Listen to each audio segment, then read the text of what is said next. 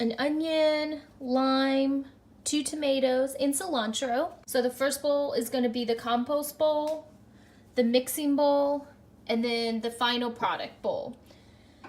All right, so the first step is we will be needing to wash all of our ingredients.